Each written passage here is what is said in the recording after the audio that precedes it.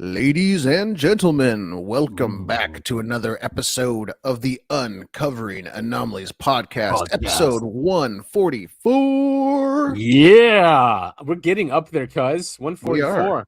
That is I have a need to know Adam, What's up, everyone? and I'm Mr. Worldwide Topher.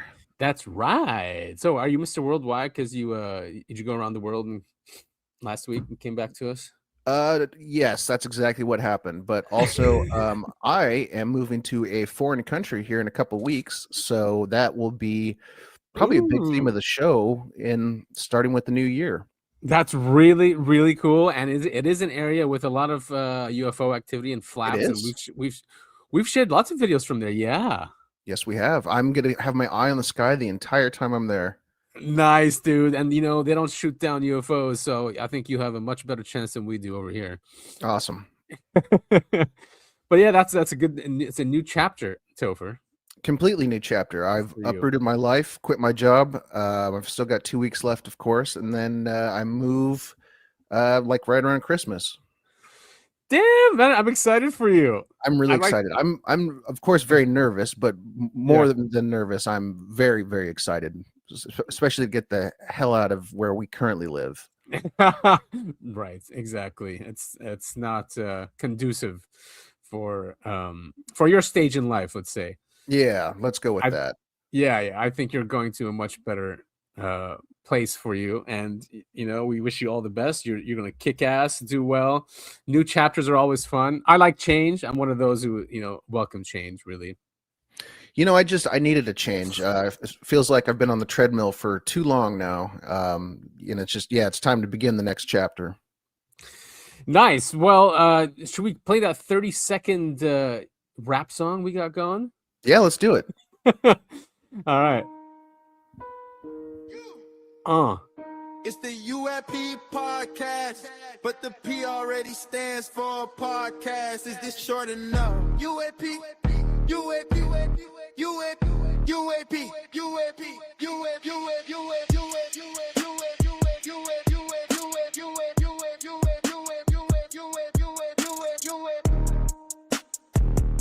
That's right.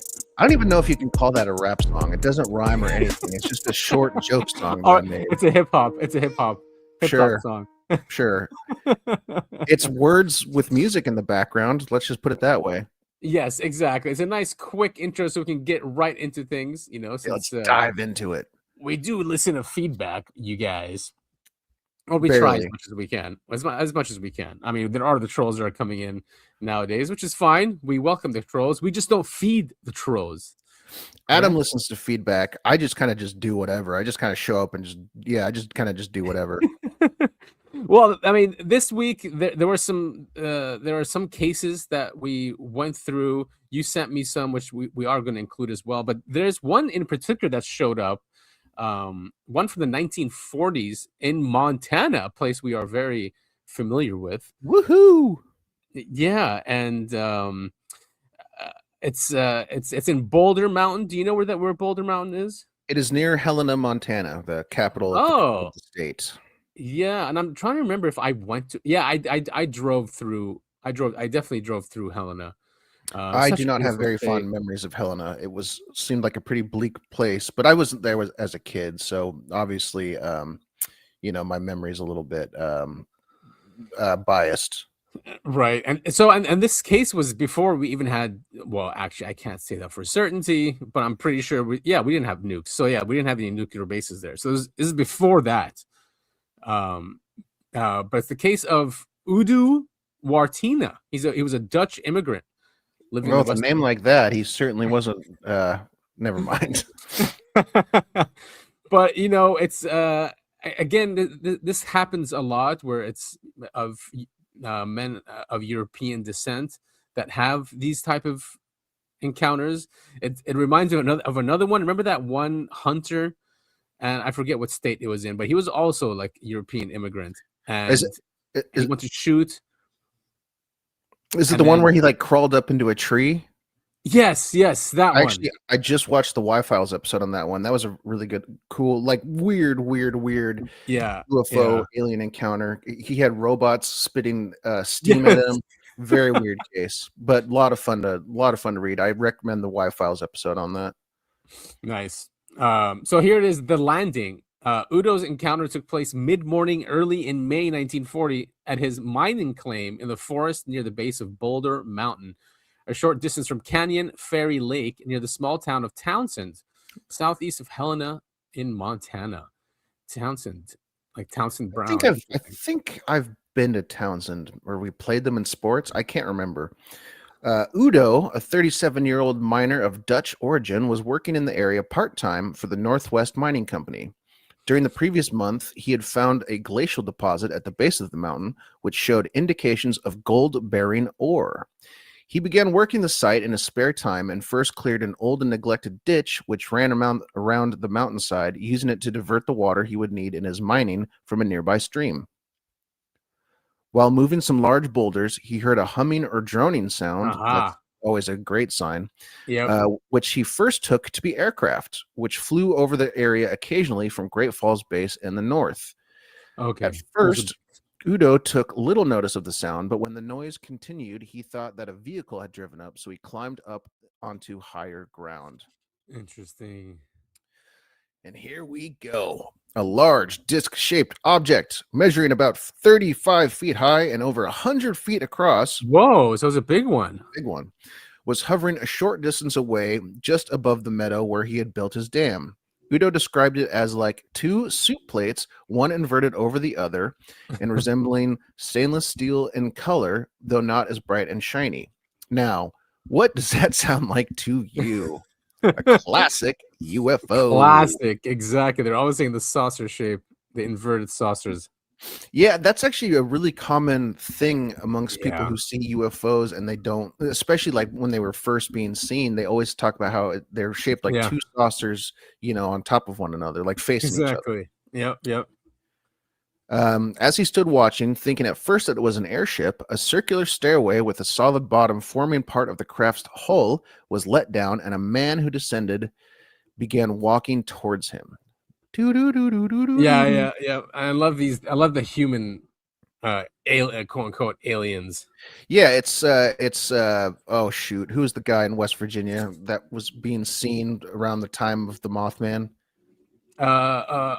Skinny Man, not Skinny Man. No, last name was like Frost or something. Oh, I don't remember. Yeah, you do. I do. You'll, as soon as I say the name, you'll be like, "Oh, that guy." I mean, the Mothman. Yeah, he was seen at the same time as the Mothman. Someone who's listening right now is screaming into their headphones at us for not knowing. Well, it'll come in sometime. All right. Injured Cold. Injured Cold? You don't know Injured Cold? How do you I do not know. I do not, man. So continue. What the hell? Was same thing. I mean, so Mothman was, all that crazy stuff was going on in West Virginia when Mothman was being seen. Yeah. And there was, I think his last name was not Schellenberger. Maybe it was Schellenberger. He had a UFO landed on the road in front of him, and a guy came out and he was smiling really big. He looked human, but he had this inhuman, huge smile. The guy's name was Injured Cold. Didn't you see the Mothman prophecy? Okay, now it's coming back. Yeah. Okay. Yeah. Especially with that smile thing. Yeah. You want to take this? All right. As I was somewhat more than interested, Udo. You're not going to do the Dutch accent? Later wrote, no. I went to meet him. He stopped when... Actually, we can have Nick do it. I went to meet him. He stopped when we were 10 or 12 feet apart. He was a nice-looking man, seemingly about my age. He wore a light gray pair of overalls, a tam, which is a common term in that period derived from tam o'shanter, a circular cap. What? Of the same material on his head. I'm Googling this. And on his feet were slippers or moccasins. The man came and shook his hand, apologizing that they had not known anyone was in the area, explaining that it was not their custom to interrupt or allow themselves to be seen. He asked me if it would be all right if they took some water, and as I could not see why not, I said sure. He then gave a signal, and a hose or pipe was let down. His English was like mine, but he spoke slowly, as if he were a linguist and had to pick his way. Just like the way I read. The man asked Udo. Udo is a very unique name, huh? Udo. Udo what he was doing, and this was explained. Udo was asked if he would be interested in coming aboard the ship. Went willingly and without any sense of fear. Good for him. That's right. So listen up, folks. That's what they look for. If you see a UFO and it lands and someone comes out and asks you to go inside, you say yes. Yeah, exactly. And it really is. They pick the individuals that don't have fear. Not always. That's a recurring. Well, I mean, at least the human ones. At least I mean, how many UFO abduction accounts have we read where the people are freaking out? Right. Yeah. I feel like the Greys don't give a shit whether we're scared or not. I think it's the difference between being abducted and being invited. Yeah. Okay. Good point. Exactly. Yeah. One of them trying to paralyze you and abduct you. The other one's, ask for your permission. Mm-hmm. Udo asked if he would be interested in coming aboard the ship. Went willingly and without any sense of fear. As he got underneath the craft, Udo described the humming as not loud, though it seemed to go through you. Once inside the ship, the noise was hardly noticeable, except when what came up the stairwell. Now, the humming being described as going through you, that's really interesting. The U.S. military now uses weapons that are kind of like this, where they blast essentially low level, low decibel sound waves at people to kind of freak them out. I mean, and also what was the thing that happened in Cuba? Where all the diplomats got sick and they were hearing a humming noise. Havana syndrome. Yeah, Havana syndrome. Same kind of deal. Right, exactly. Electromagnetic weapons. Inside the craft, we entered into a room about 12 by 16 feet with a closed-fitting sliding door on the farther end, indirect lighting near the ceiling, and nice upholstered benches around the sides. There was an older man already in the room, plainly dressed, but his hair was snow white. I then noticed that the younger man's hair was also white. Udo described him. Yeah. He just noticed? I know, right? Maybe because it was lit up? I Googled the hat, and it's just like like in Peaky Blinders, like the hats they wear. Oh, okay, cool. Yeah. What? So the 50s hats? Yeah, it's just like a normal fit, I took a screenshot, I'll send it to you. I mean, it's just like a normal hat. Interesting. All right, cool. Perhaps this explains the curious fact that Udo seems to have asked their age even before asking their origin. Clearly, there was something about their appearance to prompt such an inquiry. The men answered that one was about 600 years old as we measure time, and the other was over 900 years of age. They informed him that they knew over 500 languages and were learning ours and improving upon them all the time. Interesting. Yeah. When asked why they wanted to take water from the stream and not the lake, the younger man replied that the water was good and was free of algae, as if they had retrieved the same before, and it was convenient. Many years later, Udo indicated to a family member that hydrogen extracted from the water was in fact the fuel source for the craft. Yeah, that makes sense. I mean, yeah, definitely. We've been trying to tap into that for decades. Yeah, and many people have done it. Like we've had that engine running on salt water. But it's the same thing. It extracts hydrogen from the water, and then uses that for the electric battery, for the hydrogen battery. And then those inventors, they get bought out by right. The big gas companies, and their inventions go on a shelf that sits in where the Ark of the Covenant is. Yeah, if you're greedy, they'll take the money and shut up about it, and they shelve it. Or if you're not greedy, then they'll just kill you. Exactly. Yeah. Which happens to a lot of them. Udo then asked what caused the noise of the craft, and was not only shown the mechanism that powered the disc, but also given what appears to be a full and open discussion of the key principle involved. In the following words, as you noticed, we are floating above the ground, and though the ground slopes, the ship is level. There are, in the outside rim, two flywheels, one turning one way and the other in the opposite direction. Very, very interesting. The two things going in opposite directions. I mean, that's been described. Did you just feel an earthquake, by the way? No. I just had an earthquake here, or the house shook for some random reason. A lot of people who study UFOs or have been shown the same kind of thing. Yeah, there's the aftershock. Whoa. So Really? They describe feel it here. they describe two things moving in opposite directions of each other to create that gravitational Right. uh to alter the Cancellation or gravity. Yeah. buoyancy. Yeah. Yeah, and I mean, it goes into details. He explained that this gives the ship its own gravitation, or rather, overcomes the gravitational pull of the Earth and other planets, the sun and stars, and through the pull of the stars and planets to ride on like you do when you sail on ice. Fascinating. It is fascinating. Yeah, I mean, this is probably more proof of the electric universe, because they're using these electric fields to glide on them. And that's why they say there's no engine, right? So these craft themselves just generate and glide on. It's just like using the wind, you know? Yeah. But it's like an electric wind. An interesting analogy. Elsewhere, Udo described the flywheels or rings as being about 3 feet wide and several inches thick, separated by rods turned by motors and next to battery of transformer-like units all around the inside perimeter of the circular ship. Damn, man. That's crazy. But I mean, again, so what's awesome about the story is this is is it 1940 or just 1940s? 1940, May 1940. So this happened all, and everything he's describing was described later by other people, but this is like way before the UFO craze was going on. Not way before. I mean, but 7 years. Yeah. I mean, yeah. The kind of stuff he's being shown is still being talked about by people today, you know, ufologists today. Exactly. Yeah. And even people within, you know, these projects, actually we don't know, but Feynman and those guys, it was around this time, I think. Yeah. Udo was told that the two revolving rings or wheels developed an electromagnetic force. There we go. A term he did not understand at the time, because why would he? That's crazy. He inferred what he learned, that the ability to develop a cheaper and more practical energy source was of the utmost importance to mankind. Yes, when we're still talking about that today.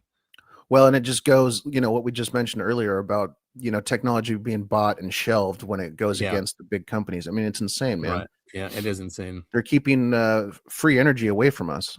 Yeah, they're keeping progress away from humanity. So it's a crime against humanity, this secret. But listen, you know, these billionaires, they need more money. So right, exactly. They need more money. They need more power. They need to rape more kids. Right, and they need to enslave more humans. Exactly. He was also told that the craft was able to focus on a distant star and use its energy to draw itself through space at speeds faster than light. Quote, skipping upon the light waves. That's crazy.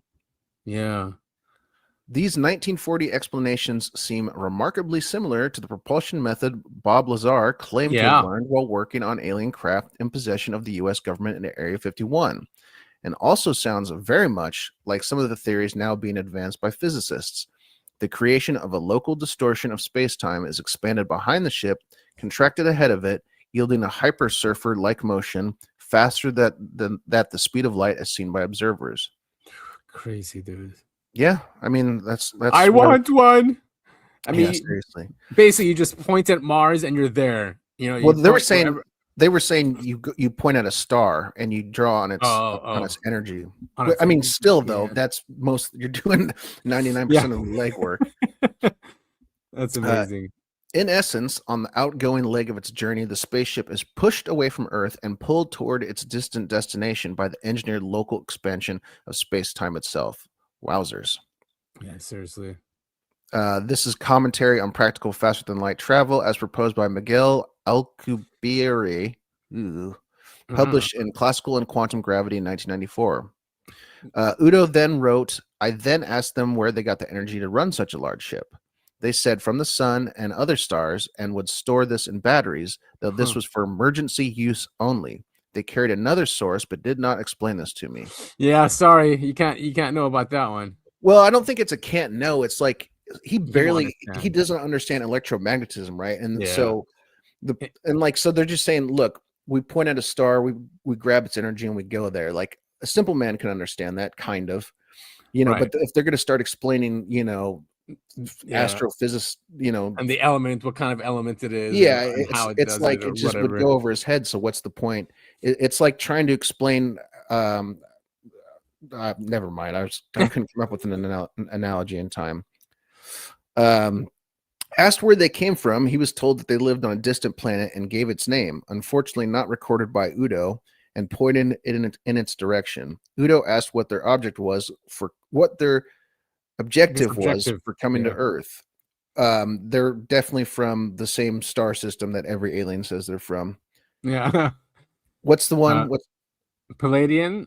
There's also no. Greys are from Zeta Reticuli. That's the one. But the human-looking ones are from Pallades, usually. Well, he said, as you've noticed, we look as you have noticed, we look pretty much as you do. So we mingle with your people, gather information, leave instructions, or give help where needed. Whoa. See, he's like so deep into the lore, like way before anyone else was talking about this. Yeah.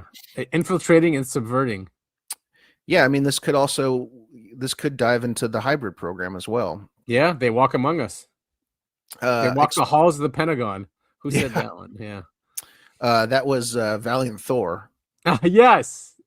Which he probably wasn't real. Still, also a really fun UFO story. It is very fun. Explaining that they were monitoring the progression and retrogression of our societies, the man claimed that they lived among us from time to time, a clear statement indicating long-term covert alien surveillance prior to 1940. Udo wrote that he did not understand what was meant by them, quotes, giving help where needed, but he did not feel it proper to ask about it further. What? Of course, leave it to a gentleman from the 1940s. He goes, polite. I want to know more about this, but it would be too impolite to ask. Yeah, exactly. Oh man, society was so different back then. Yeah, no kidding. Let me take this. Yeah, go ahead. When Udo asked if they knew of Jesus Christ and about religion, he was told that they would, quote, like to speak of these things, but are unable. We cannot interfere in any way, close quote. The area of religion and belief systems was to be the only question the aliens refused to discuss. Why?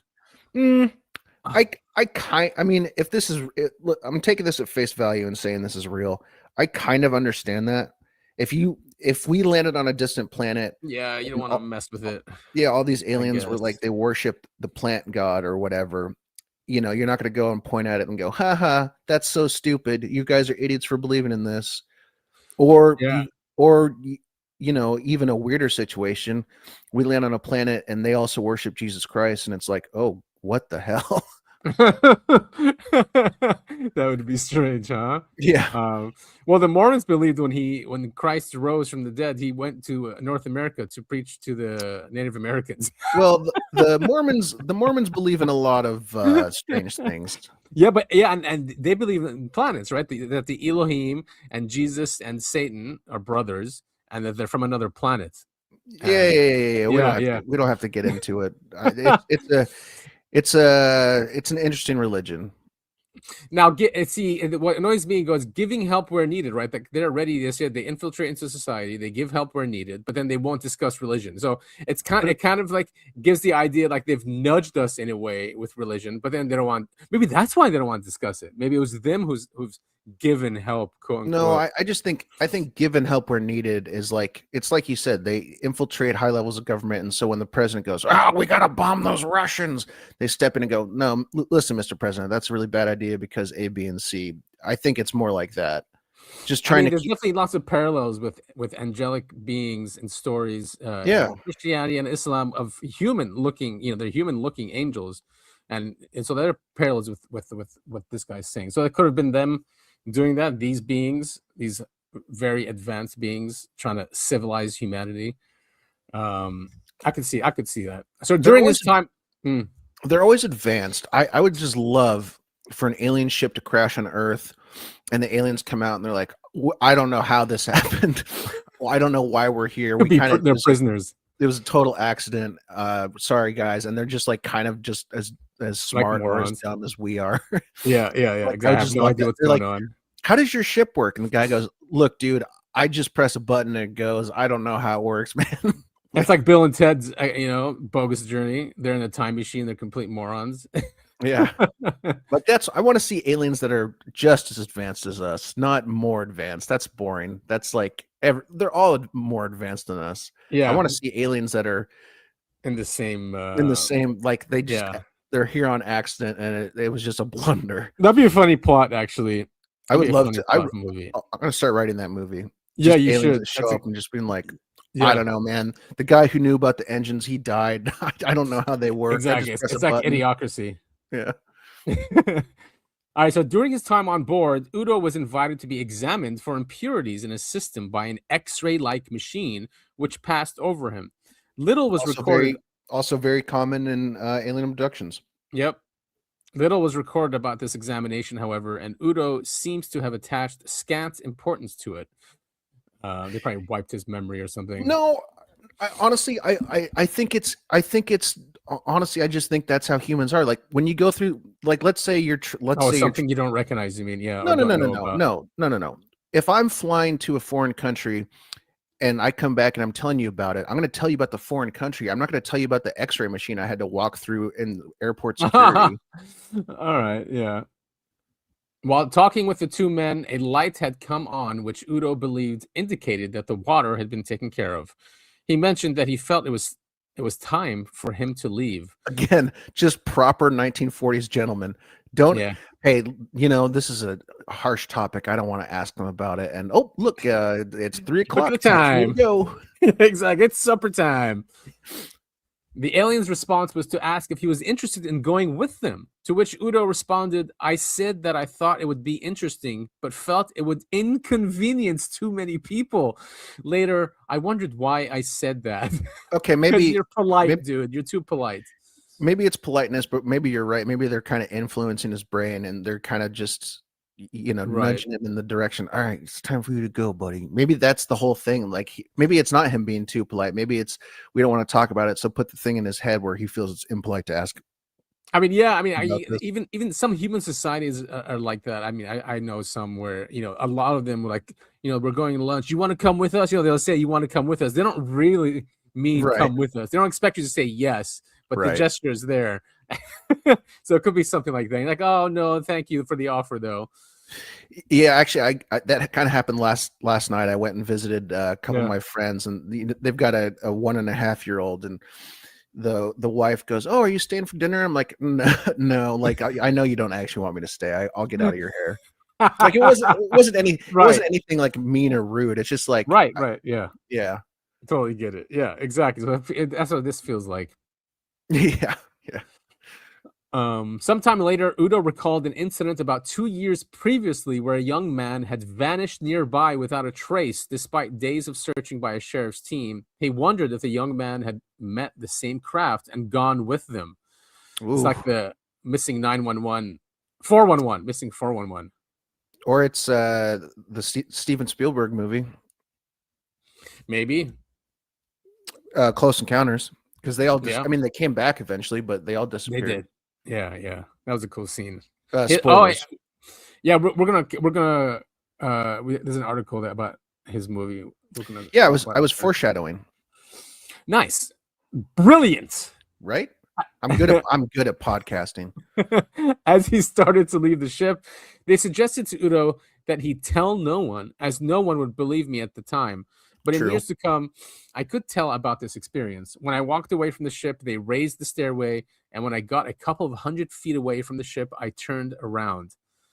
A number of more portholes had opened up, and though I could not see anyone, I felt sure they could see me. Anyway, I waved at them. The ship then rose straight up until it cleared the trees. Then, while circling slightly, it practically rose straight up, and in a very short while was completely out of sight.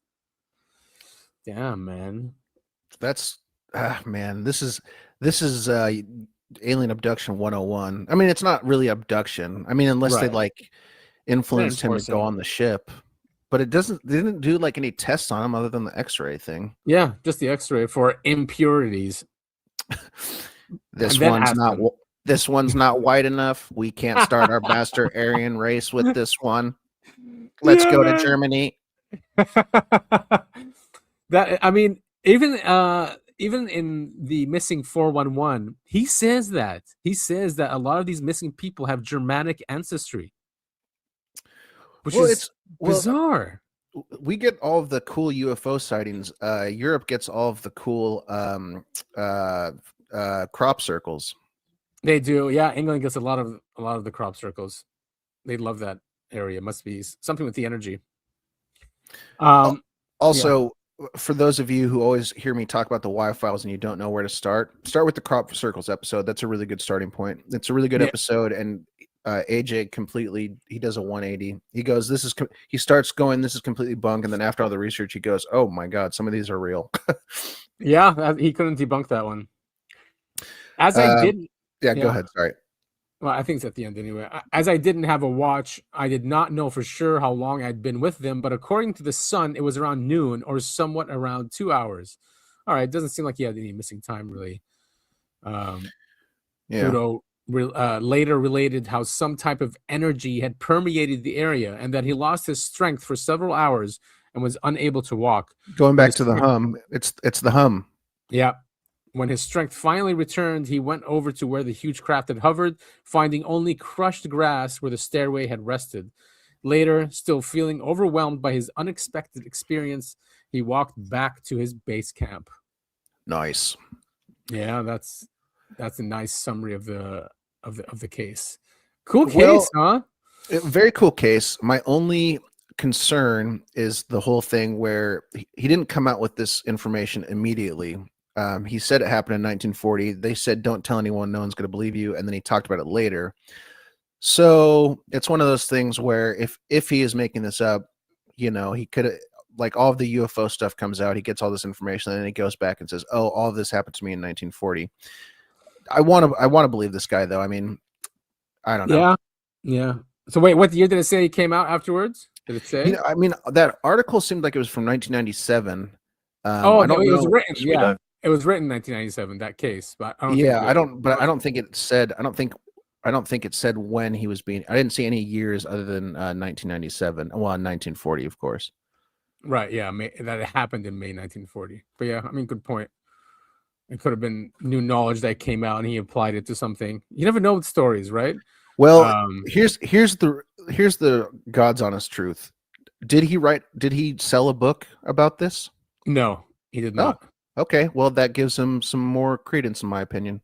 Yeah, this is a good one, only because he links it to a highly advanced technologies in humanity.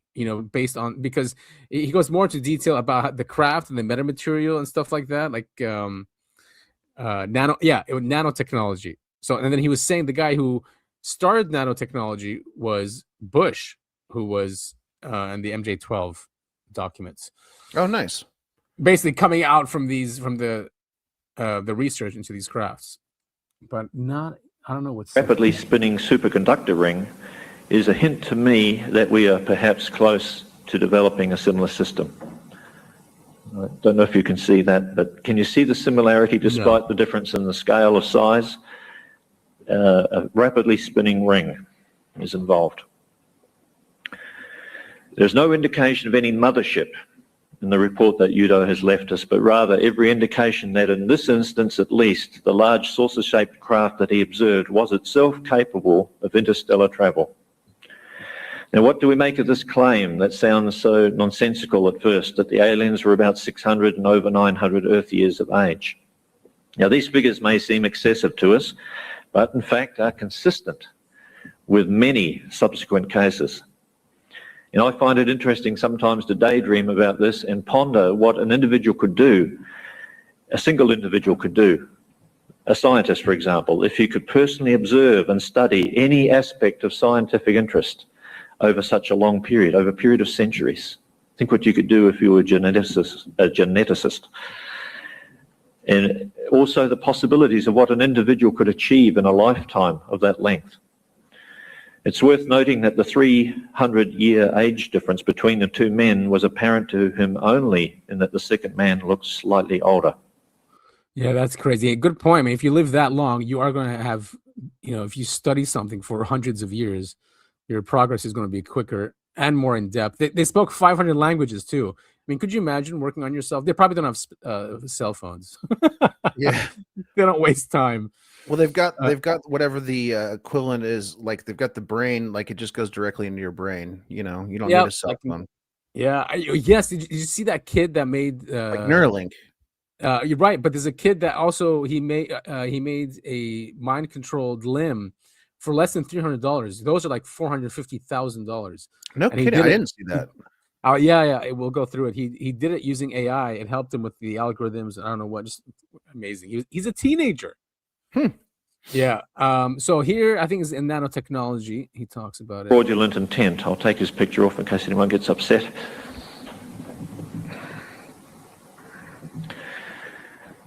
I've long felt a concern that the knee-jerk reaction against reports of humanoids in association with a UFO, much less claimed contact, that characterized mainstream ufology for decades and still persists in some quarters, means that much potentially valuable data has eluded us. How many other cases comparable to this have been buried intentionally to the sneering epithet of Space Brothers, or have simply been lost with the passing of time, as this case almost was? More seriously, the rejection of the early contactee claims has led to a situation today in ufology, which I call the cover-up within ufology. Many researchers and groups today reject out of hand any report where UFO occupants are described as being like us in appearance, and any suggestion that some aliens may therefore live among us incognito. And sadly, this bias extends to some of the largest, most influential UFO groups who routinely censor and ignore thousands of reports each year because the reported aliens don't fit their narrow preconceptions. I wonder at times what historians of the future are going to make of such an inexplicable cover-up within ufology, which ignores so much evidence so completely. There was that supposedly whistleblower on Reddit. I couldn't find it. I think it's from last week. And I don't know if you've read it. What did the whistleblower say? So he's basically saying that the secret. Can you hear me? You there? Hello? Yeah. Can you hear me? Yeah. Now I can. Yeah. He was basically saying that that this planet was discovered like 2 billion years ago by a very higher intelligence, right? And that they because they detect when life is going to start somewhere. Like they have their own kind of telescope or sensors but they have sensors that when a planet is going to start producing life, they're alerted to it. Anyway, and that they took humans. I forget now what the details are, but they took humans, put them on another planet based on with a different system, and that they evolved faster than us by 5,000 years. But and that is the real problem with disclosure, is that their system would replace ours. This capitalist, whatever you want to call this system that we're in, would collapse. That basically they don't have money, they don't have central banking, any of these things, but everything is provided to them. These are other humans. Sound like some gosh dang commies. Exactly, dude. Exactly. And we're all conditioned to say that, and that's what comes out of this post that he's saying. So, it could be these that are coming back and visiting humans, these human-like ones. There are several science fiction stories that I really do like, where essentially humans are on many different planets and we've been seeded by a higher. If you ever read those Area 51 books, I always recommend to you. It dives into that. Yeah, I mean it's definitely it's a recurring case. Giorgiani, he's making the rounds on podcasts, and that's his thing as well. Talk about Nordics. And here's another case that also had humanoids, human beings. Avatars had a whole crop of flying saucers spotted from 1954. You sent me this, and I think we've played it before. It's another great case. Here's a quick video about it. Same thing. Humanoids, human beings, or human looking. They're very beautiful. Is usually what it is. They look young, right? Yeah, like angelic. Yeah. In the sky, lights in the sky, strange things. But the strangest of all was seen one day over this cottage. Mr. and Mrs. Rustenberg were living there quietly out in the country. And, well, you just tell me what you saw. Well, it was one ordinary day. I was waiting for my husband to come home from work, and my two sons went to Cypher to school, and I was getting changed, and I heard this terrific noise. It was just like a giant cauldron of water being poured onto a fire, a shh sort of noise, you know. And my first reaction was, oh, the children. I thought maybe a plane was crashing or something like that. And I slipped my jumper on and went outside to find my two sons lying flat on the ground in the garden in front of the house, shouting, "Mummy, Mummy, there's a flying saucer." Well, naturally, I just said, "Come on, don't be stupid. Come in the house." But felt sort of a strange sensation. Wended my way up the side of the house to where we had a pump where we used to get all our water from, and automatically looked up to see this, all I can describe, this huge Mexican hat. It was stationary, this thing, and it was bright silver in colour, and it had a dome. It was tilted to sort of, I could see the occupants in it. You saw people in it? I saw people in it. There were two people in there. These people were beautiful people. That's the only way I can describe them. They had long golden hair, like a page boy bob, just like the old kings. You used to see photographs of the old kings. And the colour of the hair was golden. Now, I was really... What were they dressed in? They had a sort of a polo neck jumper affair, like a ski top suit, in pale blue. Now, these people weren't sat one behind the other. They were sat together, but this, whatever it was tilted so that I could see them and they could see me. Were you looking at... Pause really quick. Through portholes? Or no, not portholes. It was... What? So shades of Betty and Barney Hill, same kind of deal, where the UFO tilted towards them so they could see the occupants inside. Right. Of course, Yeah. Betty and Barney Hill did not see beautiful people. It's not Nazis, right? Yeah, well, I think she said they moved like Nazis, but they were short. Oh, They were grays in disguise, is what it sounds like. But also, and I'm not joking about this, I think Mexican hat is one of the official terms that MUFON uses to describe the shape of a UFO. yeah. It's just a large Mexican hat. Interesting. Yeah, sombrero shape. Yeah. It was just sort of like a cockpit, I suppose, that had this prospector or glass or whatever it was. They could see me anyway, and I could see them. And they had beautiful faces. I shall never forget their faces as long as I live. Their foreheads seemed to be a bit larger than, the bottom of their faces as normal people you would expect to see. But maybe this was just whatever they had around their heads, which was like a transparent fishbowl. And they just looked. And I was absolutely paralytic with fear. I couldn't move, although my mind was ticking over. And they looked so sympathetic that I was just mesmerized for what seemed to be, ages, but it could have only been seconds. And I turned to sort of look down at the boys, was unaware that they were with me because I was so absorbed. And the next thing, I looked up and it was gone. how low had it been? It had been the height, I couldn't tell you. But the house that you've seen, it was just on top of the roof. It was hovering on top of the roof. How big was it compared with the size of the house? It swallowed the whole circumference of the roof. I couldn't see. The roof was completely blotted out.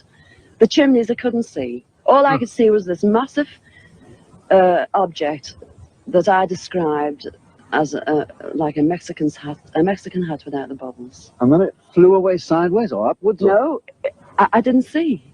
I just looked up and it had gone. But I assume it went straight up, because for a short while after in the sky, I looked around and I said to my two boys, "Where can you see anything? Can you see anything?" And they said, "There it is, Mum." And they pointed up, and I watched it. It was just like a little cotton reel in the sky, and it circled us 3 times. It went round 3 times, and then it just shut off, and that was it. when I started to analyze myself afterwards, I feared that I might have had an hallucination. But then I knew I hadn't had, because my sons were so sure about what they'd seen and what I'd seen. And it went through my mind that it was a secret weapon from Russia. And then I thought, well, it can't be that, because if they had something like that, they wouldn't need to fear anybody or anything. Were you scared by it? Did you run indoors? Oh, I was petrified. I couldn't move. I couldn't move a muscle. I was paralyzed with fear. But now I wouldn't be. Right. Because now, when I look back, I think, what an amazing thing to have happened, and for me to have seen it. And when your husband came home, where were you? Well, when my husband came home from the office, I was locked in the house with my children, under a big kitchen table that we were using. Under the table? Under the table, yes. It's funny now when I look back. It sounds absolutely ridiculous, but this is the truth. This happened. And that's it. Fascinating, man. I love those stories, especially the humanoid one. I do too, man. Well, yeah, what a great story. That is, yeah, it really is. And I think there's another clip of her when she's as older. She goes through some sketches that she made of those people. But here's also Representative Burleson talking about Trump getting briefed on Nordic aliens. So these are, when they say Nordic aliens, these are the humanoid, human-looking, also usually described as beautiful and blonde. Right. Exactly. Yeah. White supremacists. And tall. Right. Yes. The white nationalists are coming to save us. Yeah. The Nazis. Well, Giorgiani will call them Nazis. Time traveling Nazis. So what Grush has told me, this is what blew my mind, and what he said that happened with Trump. And I'll just tell you this, and just again, I don't know that. I want to preface this by saying, this is not what I believe. This is what I've been told. Okay, he said that the Nordic people or the Nordic aliens are like a few hundred years more advanced than we are, but they're not super advanced. They're not like, he said, the Greys, whatever is sending the Greys is extremely advanced, like thousands and thousands of years more advanced than us, because it's doing all the anti-gravity stuff, all the crazy, all this crazy stuff that's very highly advanced. And a lot of it is what he says with the Greys is psionic. So they basically don't have physical interfaces. They're using their mind, and that there's an interface that picks up thought, and then that and that's how they operate these vehicles, is out of psionic. But the Nordic people somewhat resemble humans, and they have been experimenting with crossbreeding with humans. And he says some of them, that there are aliens that are crossbreeds living in the world. Yep. And I asked him, I go, okay, do they know that they're a crossbreed, or do they, like, how would you know that they are a crossbreed? And he didn't have an answer for that. Like he didn't know if they knew what, but he said that the briefings he's had talked about them. And he said when Trump was briefed on this topic, because Trump finally had a briefing, and he was in the middle of impeachment, like he was in the middle of being impeached. So he's going through that. And then he had like this existential briefing that just kind of rocked his worldview. He joked in the briefing, whenever they said that there are these half-breeds, he joked that Adam Schiff must be one of them. Yeah, I remember this clip. And so Yeah, that sounds about right. Yeah, definitely. It's funny that it's so funny that they're like crossbreeds. What? And like UFO people have been talking about hybrids for like decades at this point. Yeah, exactly. It's been part of it for a very, very long time, especially the human looking ones. Yeah. But when it comes to like the guys in Disclosure, like, especially Age of Disclosure, like Eric Davis. They love talking about the other ones, the Greys, the insectoids, the reptilians. I guess I think it's just because they're more exotic. Yeah, exactly. It gets people thinking. Mm-hmm. So Rubio also got on Fox News and was asked about the Age of Disclosure. He didn't deny anything. I found this clip pretty interesting. He doesn't deny anything, but it does seem like he's walking back. Yeah, exactly. Essentially, what was said out of his mouth. Because he's he's saying he's Secretary of State now. Before he was just in the Senate. He is very powerful. He's the National Security Advisor, and he's the Secretary of State, which is two very powerful positions. So he would be able to find out about it, at his positions, if he wanted to. I think, or maybe not.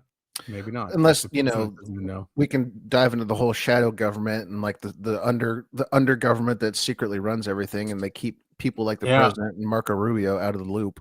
Yeah, he talks about that actually in Age of Disclosure. He was really intelligent in that documentary, and he says exactly that about the not deep state. I think he said permanent bureaucracy, that these people have be there for 30 years, and people like him come and go. So if he asks for something, they'll just wait him out until he's gone, and they don't have to give him anything. He mentioned that in the documentary. So here he is being asked by Sean Hannity about his role in Age of Disclosure. And we're going to get into a lot of the hot spots and success and all that. But I got to ask you, there's a show that's come out. It's called The Age of Disclosure. Yeah. Okay. I know everyone probably, right? Everyone laughing, of course. Sure. It's a new documentary. We had repeated instances of something operating in the airspace over restricted nuclear facilities. It's not ours. And presidents operate on a need-to-know basis. Yeah. Okay, that is so a couple points on it. First of all, I'm not disavowing that. It was an interview that was done almost maybe 3 or 4 years ago when I was in the Senate. Right. So it wasn't recent. The second point I would make, I was describing the allegations that people have come forward with. I have people that came forward to us. Some of these people were Navy pilots, admirals, generals, whatever, that would come forward and say, that there were programs in the U.S. government that not even presidents were made aware of. So I was describing what people had said to me, not things that I have firsthand knowledge of in that regard. A little bit of selective editing, but it's okay because you're trying to sell a show there. But the fundamental comments, I haven't seen it, but the clips I've seen and people have shown me are fundamentally true. And that is, there are things, we know this has been documented. There have been things that fly over the airspace, restricted airspace, be it where we're conducting military exercises or the like, and everyone in the government says they're not ours. And so what I worry most about, just me personally, is that some adversary, another country, for example, has developed some asymmetric capability for surveillance or the like that we are not prepared for. We're looking for missiles and fighter jets, and they're coming at us with drones and balloons. Yeah. Remember, when NORAD turned on the radars and started looking for balloons, all of a sudden they spotted a bunch of balloons flying overhead. 90% of them were innocent, things. A couple of them were Chinese. And so, but we never look for balloons because our radars aren't trained for that. So that really was the point I was trying to drive at. I can't comment on the rest of the documentary. It has, as I said, claims from people that were former admirals, naval fighters, people with high clearances in government. Some of them are pretty spectacular claims. I'm not calling these people liars. I don't have independent knowledge that what they're saying is true. The one observation I had is we had people that did very important jobs in the U.S. government who are saying these things. So we have people with very high jobs in the U.S. government that are either A, liars, B, crazy, or C, telling the truth. And 2 of those 3 options are not good. Those are all 3 options. I mean, okay, he didn't say much more there. He just didn't confirm, as usual, with the government line on this. You cannot confirm, you cannot deny or confirm. That's basically what he did. He didn't deny or confirm. Yeah, but he turned it into, it's not about extraterrestrials. It's about other countries invading us. Yeah. Stuff like that. It's about China. And China.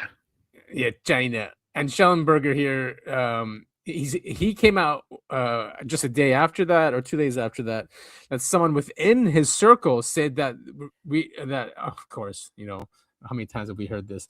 That disclosure is coming soon in a big way, though.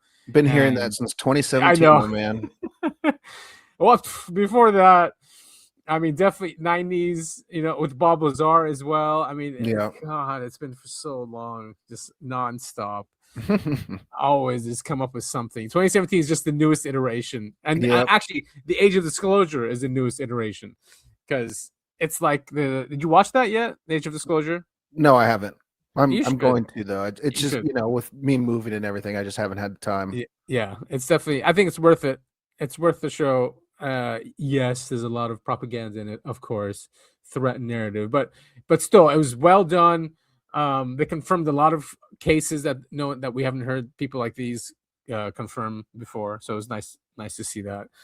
Schellenberger in this clip is basically saying, man, if Rubio doesn't know, then Trump has to do it, right? If Rubio can't get to the bottom of this, Trump is the only one that can do it, or the president, whoever the president is.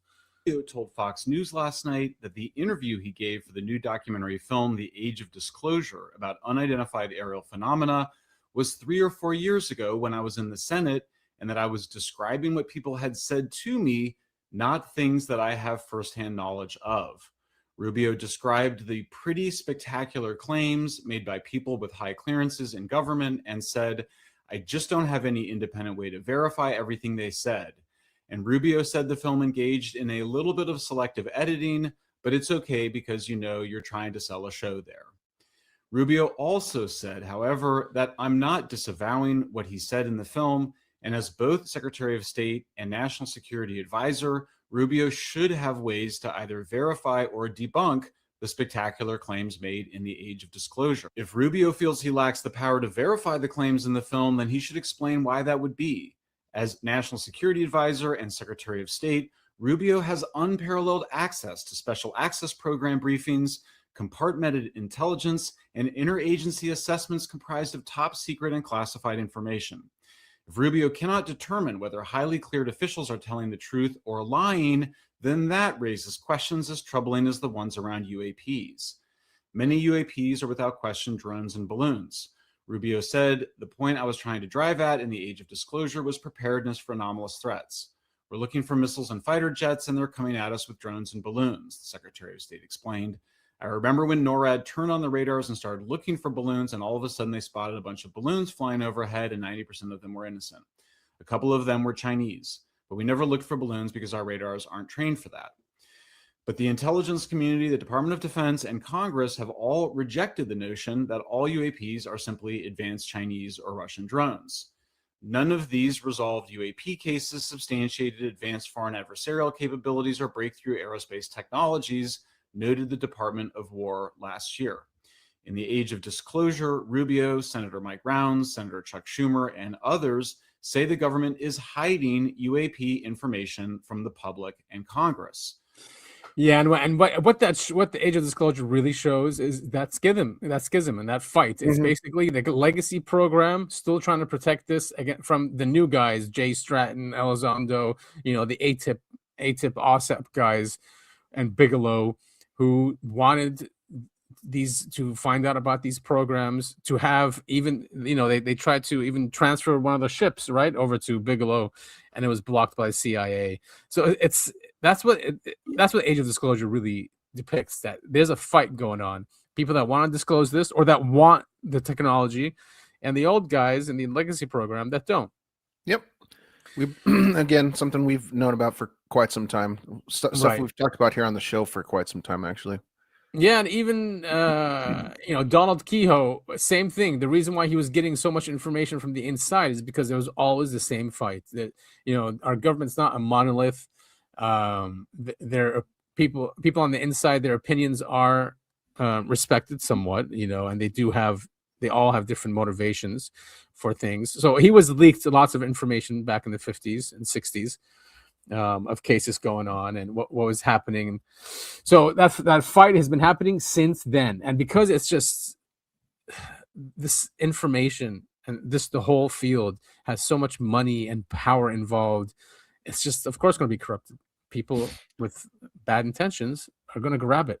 Yeah. I'm just tired of the old guard, gatekeeping all this stuff, and it's no wonder why they put so much research into living forever. That way they can still control the narrative even after they quote unquote die. We'll be getting our answers from the Dick Cheney AI. Right, and this whole disclosure thing just thwarts their whatever 100,000-year plan, to have a new world order out of Jerusalem with a third temple. All this disclosure stuff will just get rid of that plan. People just won't fall for it. With prophecies and Armageddon wars and all that BS that they've been shoving down people's throats forever. There was a new whistleblower that came out in Danny Jones' podcast about the Children of God cult. Highly disturbing.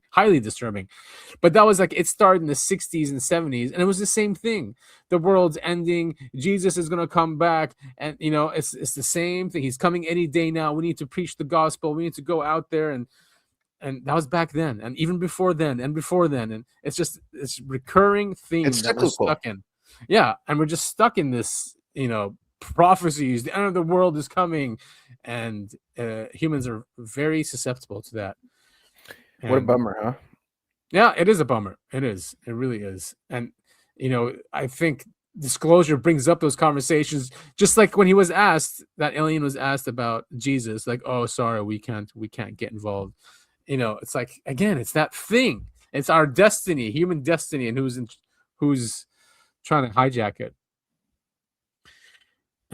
Speaking of, a reminder of Corso.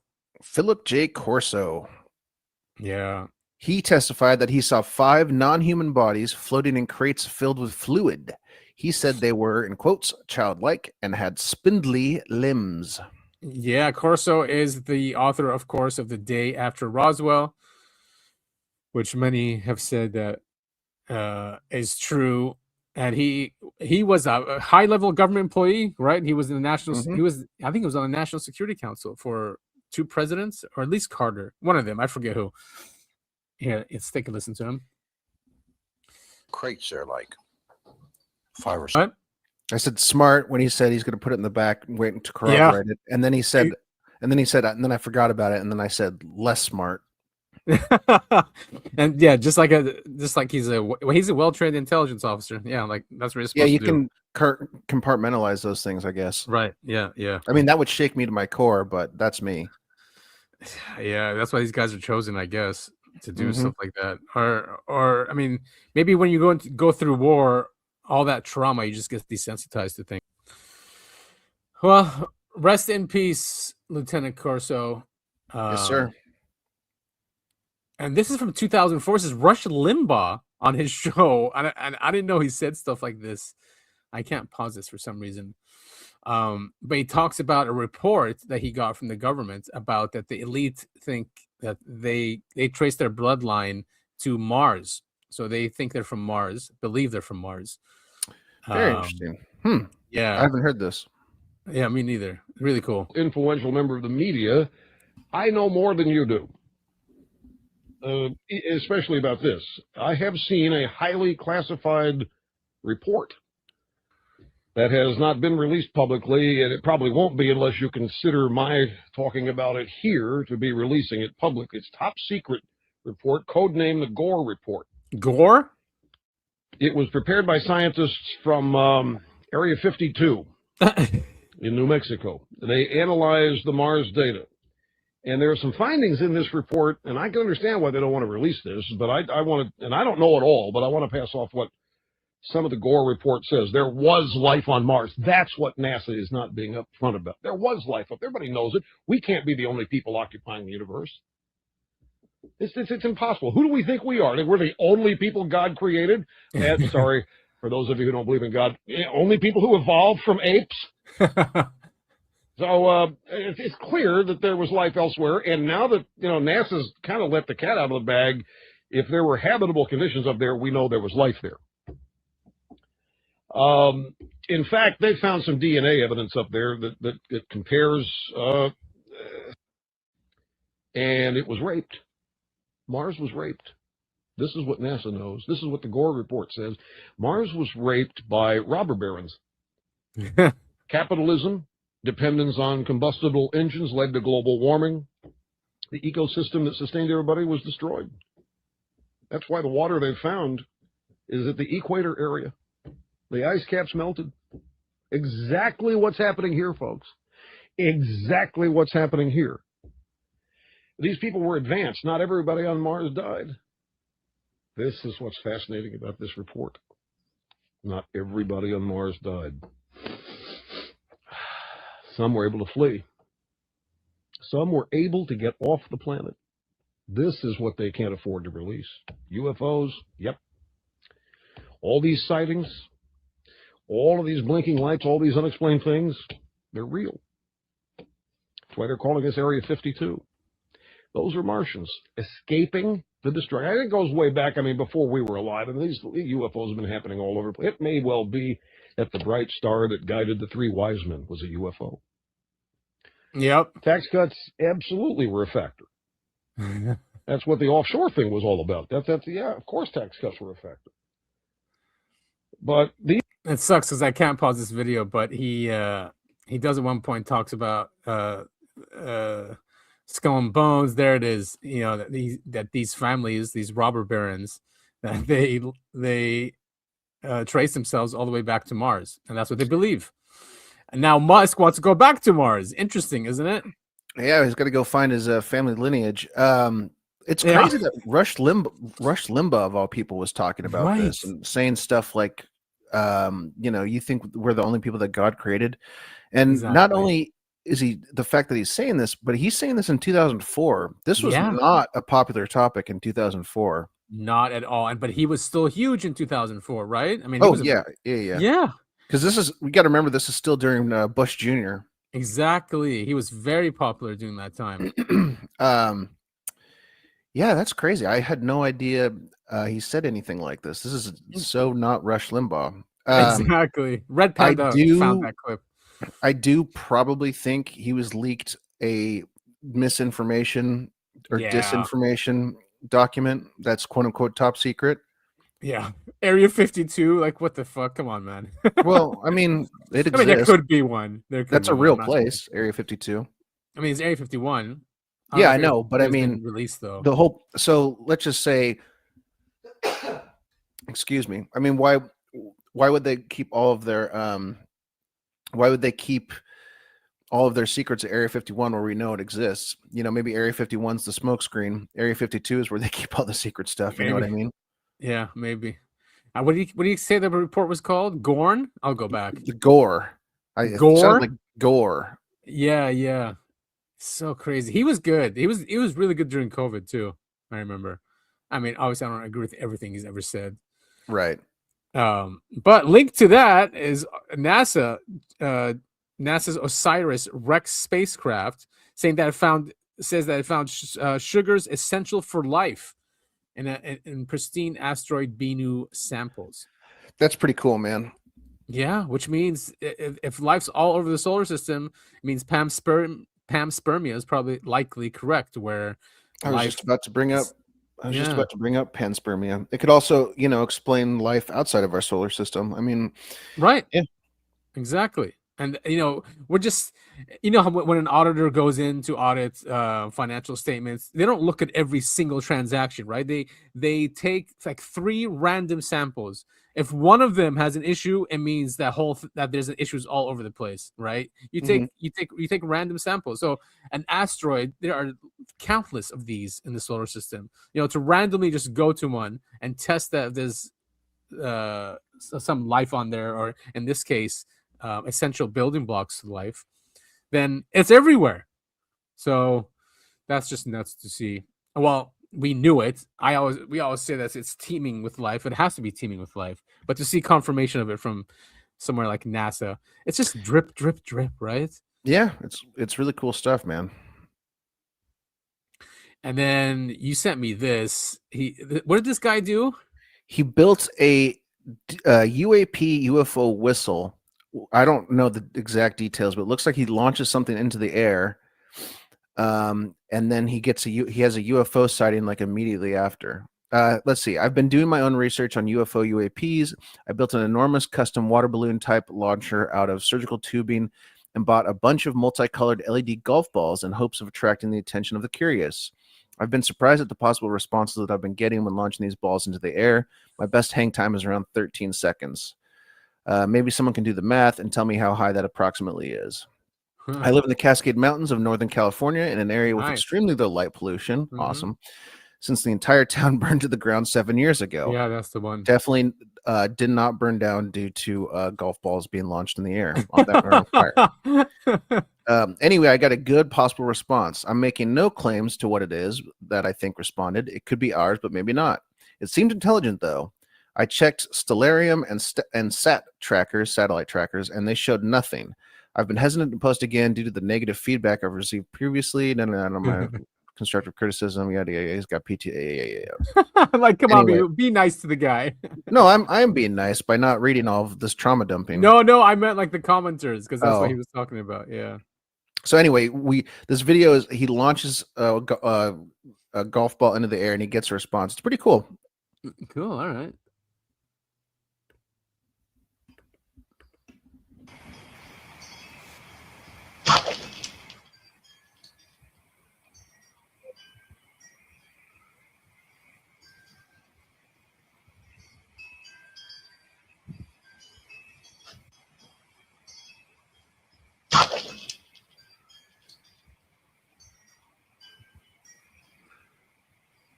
Where's the response? Just wait.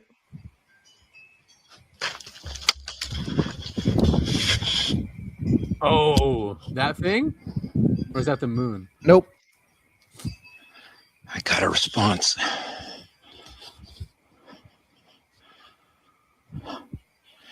It's coming right at me. Well, it seems like an easy experiment to replicate. How about that?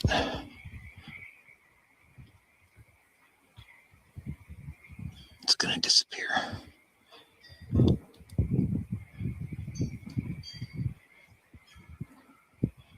Yeah. See, now if that was a space station or something, it would have gone across the whole sky. Yeah. How about that? How about that?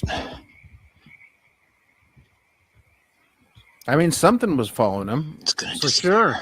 For sure. It looks like a plasma orb. Yeah. See, now if that was a space. Very, very cool. So that's all he's doing. He just has LED golf balls. Interesting. Yeah, launches them up in the air, and yeah, this time he got a response. I mean, pretty cool stuff. I hope he posts more videos. I'd love to see what else he gets. Yeah. So he posts here on Reddit. This guy. Oh no, his UF. Yeah. Response. Very cool. Are people being nice to him? Oh, no comment. Oh no, of course there's comments. All right, they're being nice. Californian skies. If you're ever Nice. in paradise, drop on by. Oh, Ugh, yeah, boy. it's paradise that got burned down. Don't invite people to come hang out with you, man. People on the internet are weird. Very true. In theory, pulse patterns rather than constant beams. No shining and causing plane crashes here. This would be vital. So this is the guy. Simple math rhythms. 2, 3, 5, 7 pulses. 1, 1, 2, 3, 5, 8 Fibonacci. Binary stall. Okay. Cool. I mean, yeah. And I mean, it's simple enough where people can replicate this. So hopefully more people will do this experiment. You just need a really big slingshot and some LED lights on a golf ball. Exactly. Did you watch Rogan on American Alchemy? No, I did not. It was a fun, I really fun interview. I have seen clips. He goes pretty. Okay. He gets pretty in the weeds here. He does, and it's just like a bunch of friends hanging out. It's really, they're like, yeah, like they agree on everything. I'm like, guys, just stop agreeing with each other. But this one, they talk about in Egypt. There's a lot they talked about, obviously. So was it 3 hours, 4 hours, 3 hours? But here they talk about the stargates in Egypt, which was pretty fascinating. I love Egyptian stargates. Oh, that's fascinating stuff. Yeah. Intentions. Yes. Yeah.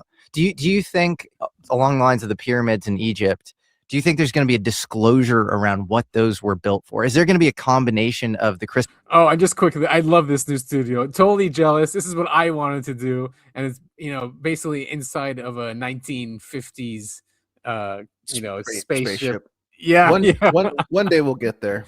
All right, cool. Yeah. That'll be so nice. And what's his name? The guy from Area 52? he has a skiff. His studio is a skiff. So Nice. people are doing some cool studios, cool ideas. Christopher Dunn stuff, the Robert Schoch stuff where they're like aligned via the last procession with Orion's belt, and Graham Hancock talks about this too. And maybe the Book of Enoch, where like, you know, I asked Graham Hancock point blank, what do you think their actual function was if they weren't a tomb? And he almost implied that they were like a Stargate when it comes to the pyramids themselves lining up with Orion's belt. Orion's belt has always, across many cultures, been the place of ascension of souls. Absolutely. It is here in North America, and in Central America and in South America. The path of souls, that idea that on death our soul makes a kind of leap up to the heavens and then makes a journey along the Milky Way, and that journey is full of challenges and difficulties, on which we will be assessed for the use we made of the incredible gift of life. That idea is found all over the world. And Ben Van Kerkwijk on your show talks about how literal translations at Dandara moved to Stargate, like the hieroglyphic. People who are professionals at reading hieroglyphics say this is a Stargate. The Egyptians talk about Stargates. Do they? Do. Go to, where is it? Dendera. There's actually a couple places. The literal translation, you can read it on the walls. I always show people when we go there. There are 2 or 3 depictions of Stargates. That is the literal translation. You see the stars, the stars above the gates. There's literally different these, and with the words they relate to specific constellations. This is in the top, what's the zodiac room at Dendera, where they have a replica of the circular zodiac on the ceiling. That say what it is bananas. So was it maybe like a portal of sorts or something? I mean, we could speculate all day long, but I do think we're going to know a lot about it within the next decade or so. I think there's going to be a tremendous amount of resistance for the next 5 or 6 years. But then I think as all this crazy AI innovation overwhelms us, because it will overwhelm us, it's going to transform society. I think Yeah, and again, we go back to Project Genesis and this AI with the Department of Energy and all its all of the national labs connected to it. We're going to be coming out with some amazing technologies. Now, we'd love to think that's going to benefit humanity, but knowing that's the tech bros and these new oligarchs we have, it's probably going to benefit them only. Yeah. The rich need to get richer and screw everyone else, right? Yeah, especially these new guys. Now, will it benefit the economy? I'm really hoping it will. It should, right? Maybe AI is the act of God that Ben Rich was talking about to get these technologies out of the black world. We'll see. I doubt it, but who knows? Yeah, if they do come out again, it'll be for the benefit of them and not for the benefit of humanity. They want to perpetuate this system as long as they can. Correct. And if they find a way to monetize it, then it'll benefit us. Right. And the only reason they're doing it is because AI needs a lot of energy, and they don't want to have nuclear energy everywhere. There are new fusion plants coming on board for this reason, for AI, but it looks like its appetite is huge. And this could be what's fueling it, that these companies, if they want to get ahead of China and ahead of the world, that we're going to need a new energy source. And it could be that's why they're connected to the Department of Energy. And we know these black projects, especially propulsion systems, are in those labs. So we'll be watching that space. But we need to be aware that it wasn't AI that created these. Just because it went in and fished out those breakthroughs from legacy programs, they were reverse engineered from crashes, and hopefully we don't lose sight of that story. But it's going to be buried.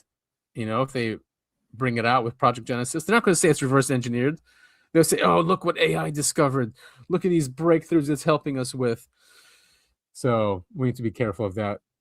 We need to understand the truth and keep the truth in mind, right? Always ask cui bono, who benefits? Right, who benefits, and don't let them rewrite history. Absolutely.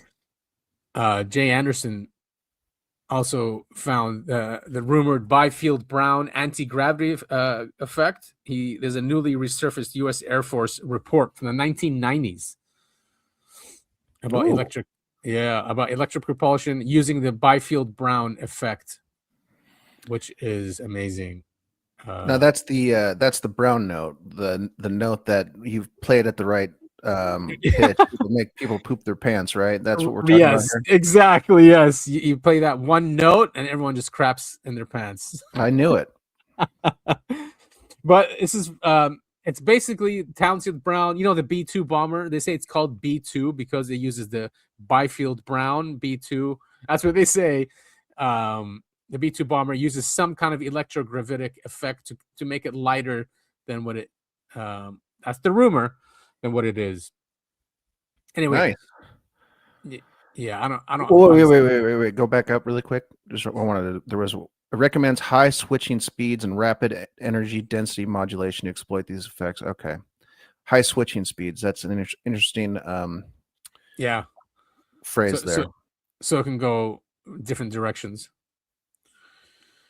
Byfield Brown. For decades, the Byfield Brown effect has been dismissed publicly as ion wind, yet the Air Force study produced by a major Pentagon contractor during the late Cold War evaluates the phenomenon as a legitimate gravitational electromagnetic coupling rather than an aerodynamic artifact. Theories have long circulated claiming that the B-2 Spirit bomber uses electrogravitic lift generated by high voltage systems within its skin. You might even say it generates a hum. Yeah, exactly. And that's the electromagnetic field around it. And we'll put the link to the report for those that are scientifically minded. You guys can read it for yourselves and let us know what you think about it. But I mean, if these are in the public domain, what's in the black world? Yeah, right? exactly. Yeah. So something is coming. We are obviously at an end of a system, and it needs to be renewed or revived. Americans need a new story too, as well as a nation. Something that can unite us. Something to give us hope. It's pretty bad out there. Mm-hmm. Yeah, it would be nice to have a feel-good story for once. Wouldn't it? That we have a new propulsion. Energy will be free, which means manufacturing will be cheaper. Blah blah blah. Whatever, because when gas prices and oil prices go down, usually used to help the economy, but now we're just too far gone where it doesn't even matter anymore. Interest rates at $1 trillion a year, as much as our military budget, which is just insane to think about. Yeah, and really just is. Interest. All right, we have a couple of UFO clips that people took. This guy, I think he's in Canada, Kelowna. The Great White North. I think it's Canada. I don't think unless it's Minnesota or something like that, but it's a Native American name, it sounds like. The Great White Almost North. People are saying that it could be a flock of birds. I don't see how. Anyway, it's in the clouds. It's a saucer shaped object that goes in and out of the clouds. Yeah, this one I watched earlier. It is very interesting. Yeah, he doesn't say much. Yeah, he doesn't say much. I don't think there's any sound in this video. Yeah. But it's better in the second video. It's kind of hard to see, but there's a dark. Yeah, there it is. Dark UFO. Yeah, circular craft that's moving, and it's going in. It's not like flying in one direction. It's going back and forth, back and forth. What do you think about what people are saying that's a flock of birds? I don't know, man. I don't think it's a flock of birds. I think it's just one of those things where people have to like grab onto something that they could possibly understand. Yeah, flock of birds. I've never seen a flock of birds act this way before. It's too circular. Yeah. Yeah. And like, I don't know. They're just they're not flying like birds do. Birds are kind of erratic when they fly. Exactly. It's going like smoothly back and forth, in and out of the clouds. All right. So here he's zoomed in. This is the second one you're talking about. Mm-hmm. There it is. That's not birds, man. Again, I'm not going to completely dismiss it because it's not very clear. But it's like poking out, like, "Ha! Now you see me. Now you don't." Right. Exactly. And it's doing the wobbling thing. Yeah. And I think at the end of the video, it even has like a tilt to it. Whoa. But you know, the locals would know better, I guess. They're saying it's birds. They're like, oh, it's really nice to see. I mean, I don't know. That's kind of weird behavior for a flock of birds. That's all I'm saying. That's a flock of starlings as they are getting ready to nest for the night. Very cool to watch. All right. You know what? Let's look for a flock of starlings. Flock of starlings. Flock of seagulls. And I ran so far away. So I finally got to witness this for the first time about a couple weeks ago, where it's called what's it called? Does it say there? There's a name for it. It's got an interesting name where they do patterns like that. There's an actual name for it, and I can't remember. It's like called oscillation or something. I can't. All right. remember. Well, so we can't dismiss that. That is fascinating. Yeah, but again, it's not. I don't know. See how spread out and like wavy it is. That thing was a solid shape and just moving in two directions. You know. Maybe when it looks like it's coming together, it looks like it's appearing, and then when they're far apart, it's like it's disappearing. I mean, there are some similarities to it. Yeah, I suppose. Hard to dismiss, really. That is something else, dude. I can't believe that's a living. Whoa. Yeah, I saw this a couple weeks ago. It was awesome when I was driving to go get lunch during work, and I saw this for the first time and the only time I've ever seen it. It's very cool to see. Okay, so it was shot in the Netherlands, and it captures the birds gathering at dusk, just about to start their performance. Listen, and we'll be able to hear how this beautiful phenomenon got its name. What's the name?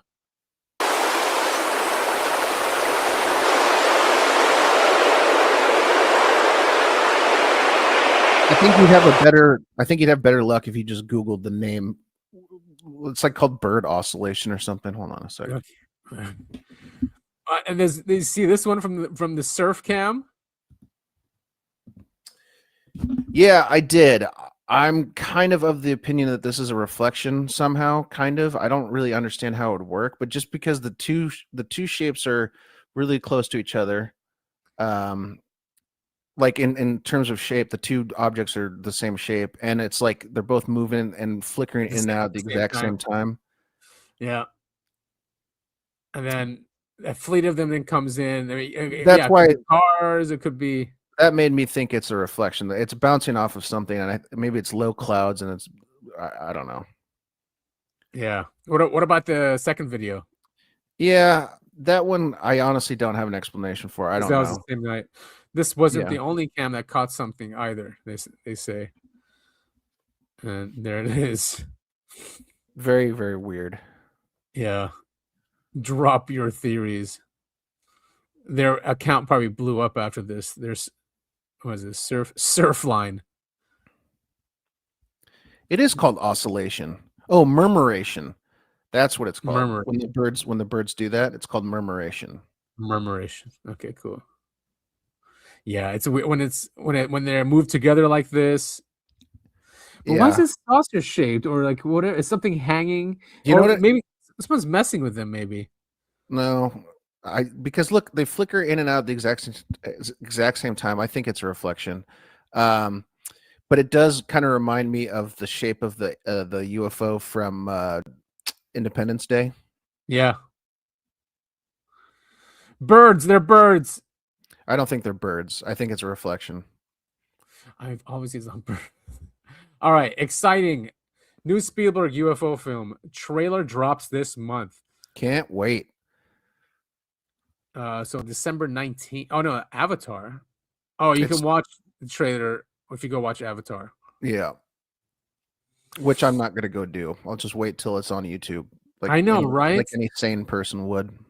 Yeah, who's going to go watch that third one? The second one wasn't that good anyway. I haven't seen any Avatar movies, and I'm going to keep it that way. The first one's not bad, by the way. It is really good. It's just Pocahontas in space, isn't it? Pretty much, yeah. The film, this is the new film by Steven Spielberg. The film stars Emily Blunt as the lead heroine who battles a dangerous alien threat. The rest of it is just who else is in the cast. I'm not going to list all that. Yeah, I mean, I can't wait. I mean, obviously, Steven Spielberg is a huge UFO nut, which I like. Oh, and John Williams is back. That's great. That's going to yeah. So they're taking this one really seriously. He's got to be well. It's a Steven Spielberg movie. I mean, they always take him seriously. Well, I know, but it's funny because John Williams after the last Star Wars said he's he's retired and he's not doing scores ever again because he has to do 150. Yeah.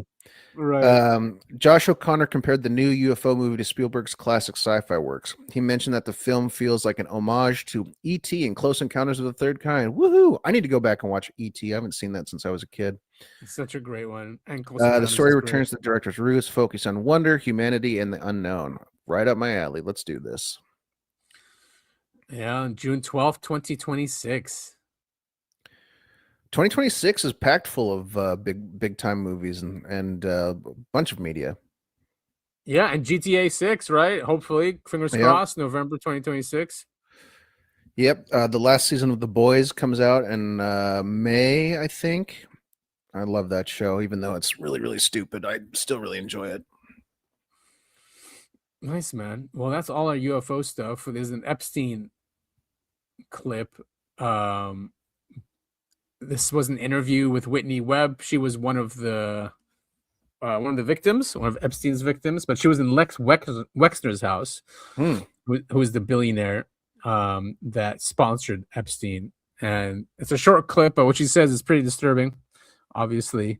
And if these are the people who are behind it, it's never coming out. If it's really Lex Wexner and the mega group who are behind Epstein, yeah, that's correct. We'll never hear anything more about it. We're still talking about Epstein? Yeah. You still talk about Epstein? When the FBI raided the safe, I know what was in that safe. And it's not a regular safe, it's a whole room, just so you know. So when people say a safe, they think, oh, it's a safe. It's Wexner had one too. Wexner had one too. Wexner had one too. Even though I had this driver's license and Jeffrey had given me his SUV to use while I was there, but I couldn't go outside because Whitney, there were sharpshooters, and no one discusses this. Actual freaking sharpshooters everywhere. And anyway, the weirdest part about being at Wexner's was it wasn't the basement, because they had a basement. It was like below that, and there was a sauna in that room, like a huge sauna, and then they had like a vault, and then they had a door to an underground tunnel. And the only way I knew it was an underground tunnel was because their maid told me. I said, what is this door? Because I used to keep everything down there. And she said, oh, that's the tunnel that leads to the main house. I'm like, well, that's weird. Why would they do that? And she said, oh, you don't know? And I said, no. And she said, there's a giant 10,000 square foot floor that raises up when someone goes through that tunnel. And then they can enter the room secretly in, and then no one ever sees them. The floor raises up. She said 10,000 square feet. I mean, here's the thing. I lived there for 3 months, and I never once saw him. I saw Abigail on her horses, go out to get her horses. I could just see her go out, but I never once saw him. And that's why I called him like the Wizard of Oz, because he was controlling everything. He was controlling everything. Yep, that's Wexner. And apparently he had a 10,000 square foot floor. Yes, elevator that moved up so they can party and do what they wanted in secret. That is so like Jesus Christ, that's terrifying. And sharpshooters everywhere. And like and you have to think about all these bunkers that these billionaires are building, and that was just like on an open island, who knows what they're doing in New Zealand where they keep buying property. Exactly. And instead of investigating that and telling us about it, what does our country do? We have Israel hosting over 1,000 evangelical pastors and largest gathering since founding of Zionist state. Organizers say that they are fighting a quote unquote massive ideological war that's been, quote, being funded by countries like Qatar and others through an antichrist type AI. Oh, okay. Anti-Israel sentiment is on the rise, and so they have to find every way they can to call it anti-Semitism. And they have to do all these crazy things like blame Qatar and Antichrist like AI to justify their scumbag behavior. Yeah, and they're calling for more censorship. This is with Mike Evans Institute, which is, he's saying he's a pastor, but he lives in Jerusalem. He runs a museum in Jerusalem called Friends of Zion. Hundreds of millions of dollars is poured into it, and he's the one who's training these pastors on anti-Semitism, which they call just criticism of Israel, not hatred of Jews, criticism of a foreign entity. Yeah. And because, like you said, because people are waking up and sentiment is on the rise, they are trying to combat that. But that's it. You cannot put this genie back in the bottle. Too many strong and influential voices have woken up to it and are telling their millions of people listening about this and about why it's an important issue for the United States and it needs to be solved. Just absurd. Can you imagine if we criticism of the United States was called anti-statism or something? I mean, and we were flying in all these influential people from all over the world to talk about how anti-Americanism is on the rise. We got to combat it because those damn Canadians and their antichrist AI are being used against us. Yeah, it's a sad state of affairs. It really is. And Trump's support is collapsing. The right is collapsing because of this issue. It's actually in a perverse way. It's kind of fun to watch. I mean, we watched the Democrats completely collapse over the last their woke 4 or agenda 5 years, and now watching the Republicans collapse. You'd think this would be an opportune time for a third party to step in and say, "Hey, look, we're the sanity party," but that'll never happen. Right? They can't get funding. Right, exactly. I mean, they're trying to. They're just like you said. Many people are saying, people from the left and from the right need to come together now on this issue and make compromises. But will it happen? Who knows? Will it get, and you just mentioned the funding. Unfortunately, the funding is so concentrated now, and they all have the same ideology. These billions and these oligarchs that we have. Yeah, their ideology it's always the same. It's not left versus right. It's up versus down. They don't want people to have any kind of. They don't want us to have any power. They don't want us to have any money. They don't want us to have any freedom. Right. It's just like all of those. There's a lot of billionaires out there who call for limits on how many children you can have. Right, each family can only have one child or whatever. Yeah, like in China. Meanwhile, they've got 4 or 5 kids themselves, and it's like, well, out of wedlock too. Yeah, I mean, it's just like, come on, guys. But here's some good news. Awesome. This is what you were talking about earlier. Yeah, 17-year-old. He built a mind-controlled prosthetic arm for $300 for something that usually costs $450. He worked from home. $450,000. $450,000. Sorry. He's a teenager. He worked from home using AI, cheap material, and 23,000 lines of code to build a device that reads brain signals without surgery, without implants, and without a $450,000 price tag. Now, Neuralink needs surgery and an implant. This guy did it without that. These are really good questions that this guy's asking, though. Can you scroll up? He says that this is not a feel-good story. This is a warning shot. How can a high school student build something 1,500 times cheaper than the industry standard? What does that say about innovation, about pricing? Who gets access to life-changing technology? I mean, it is absolutely ridiculous. It is. It just shows you that we're in such a fake system that's like designed to bankrupt people when they need these life-saving things. Exactly.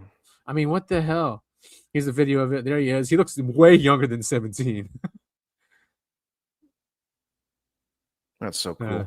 And so my novel mind-controlled bionic arm was intended to address these shortcomings. So using tiny, non-invasive electrodes, I was able to pick up fuzzy residual electrical activity on the forehead.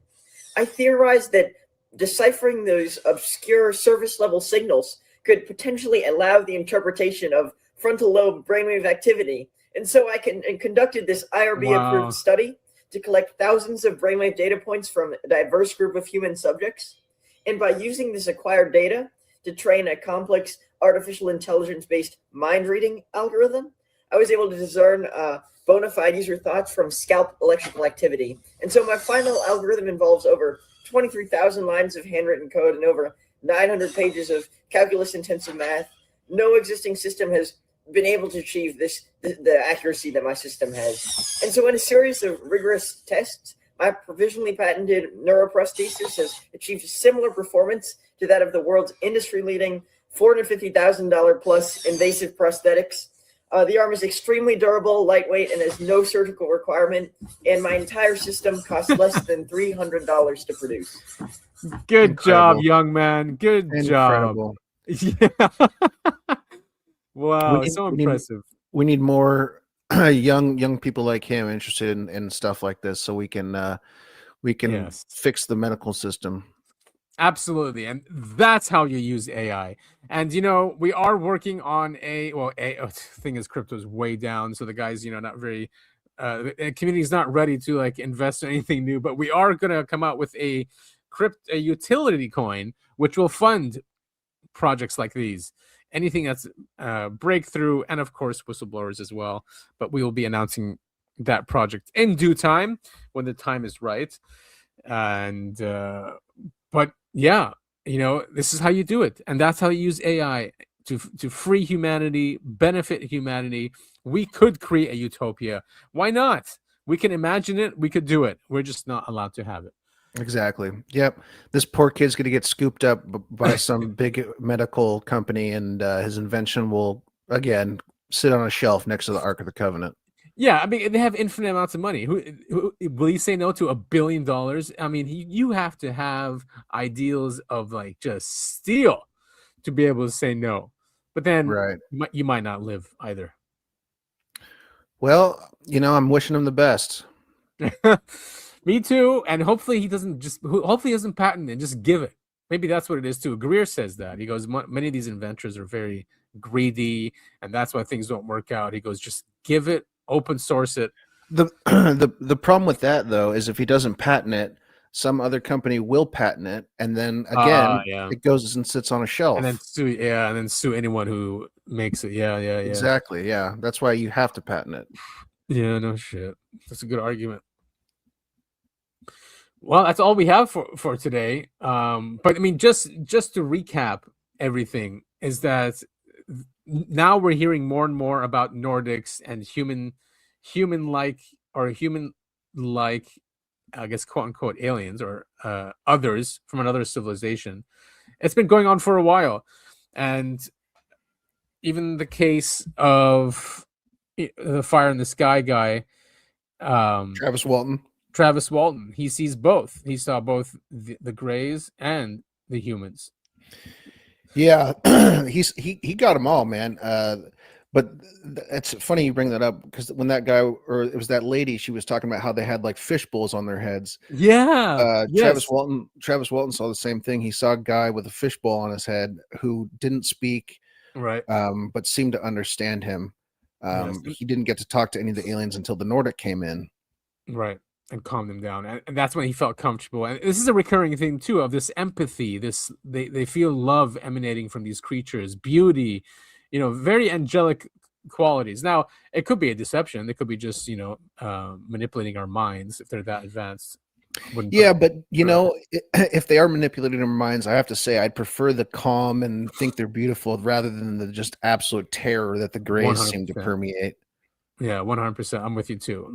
That is always what I ask for. I'm like, just ask me. Just be civil. You know, the whole abduction thing. Why do you have to go through that? Right? Just, I would like to test you. Just get a yes or no. Wouldn't it be easier if someone just says, okay, fine? But the whole paralysis thing, or make you unable to move. Why do that to people? So my argument there is, if they truly are that advanced, like when we tag a wild animal like a bear or a lion or something, we don't ask it permission because we don't know how to communicate with it, right? You trank it, and then you put a tag on it and you release it back in the wild. I mean, it's kind of the same thing as an alien abduction, I just wish they were better, where people were not awake. I guess they need us awake. We can't be under anesthetic or something that knocks you out. Yeah, maybe they need some awareness. Not sure. Who knows? But it looks like Trump, or at least from last week, we saw a huge effort with Age of Disclosure and all these clips of them going on Bill Maher and the news shows and Brit Bear and Project Genesis and all that. It looks like there is an effort for disclosure, and it's still going on. It's still being pushed, even though Rubio kind of walked back some statements. He didn't disavow anything, didn't disavow the show. But there's a lot of pressure on Trump, and he likes to be the one who did something, right? That he really into that, and hopefully that works on him. Yeah, we just have to appeal to his ego. Right, exactly. He will be remembered as the president who gave humanity the knowledge that we are not alone. He could be the UAPP. Just like us, right? But he'll actually have the P in there. Right. The extra P. The UAPP. You can make a song about it. Actually, maybe I will. Cool stuff. Well, good to have you back, Topher. Yeah, it's good to be back, and I should be back for the foreseeable future. Excited to move. I'll be around next Sunday.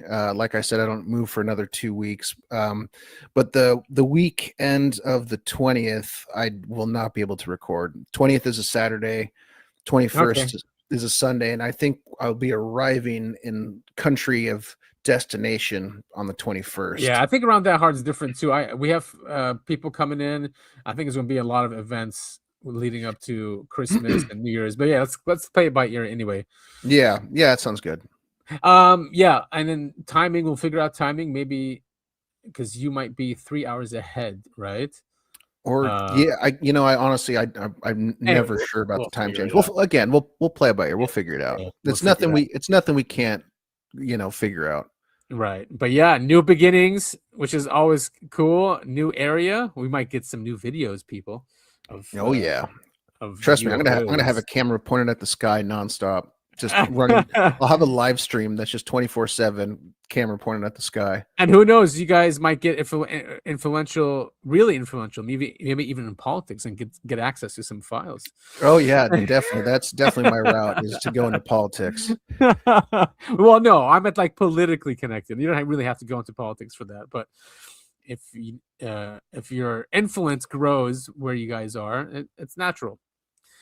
Who knows? I'm not counting anything out. You never know. Cool stuff. So next weekend you'll be here. Yes. And all right, so we'll have a show then. We do. Oh, that's right. We were supposed to do something with Nick and Sid for New Year's, but anyway, I'll let them know that it might be difficult. We'll see. Yeah, we'll figure it out. I'm not too concerned. A lot going on in this space. Definitely some type of disclosures coming, even if they don't tell us. Looks like these technologies are coming out because they're being forced out by Trump and the tech bros that want these technologies for themselves. So we'll definitely be watching that for everyone. You guys, we thank all of you for listening to us from all around the world, all across Europe, North America. And that's why they call me Mr. Worldwide. Exactly. And maybe coming to South America soon or somewhere around there. Yeah. Well, we hope you all enjoyed episode 144. That is I Have a Need to Know Adam. Do you want to go talk about social media really quick? Yeah, we are on X. So we are at UAP, the podcast. I'm also there at Breakaway Civil, and Topher's there at Topher It All. Please follow us. Let us know how we're doing. Obviously, you're listening to us or watching us, so you have found us already. But we do get censored sometimes on YouTube and on Spotify, so make sure to subscribe to us on Rumble, BitChute, Odyssey, those platforms that don't censor us, just in case a show is not showing up or has been taken out. And yeah, share us with your friends, with your family on social media. Clip us if you want. We don't care. Just make us look good.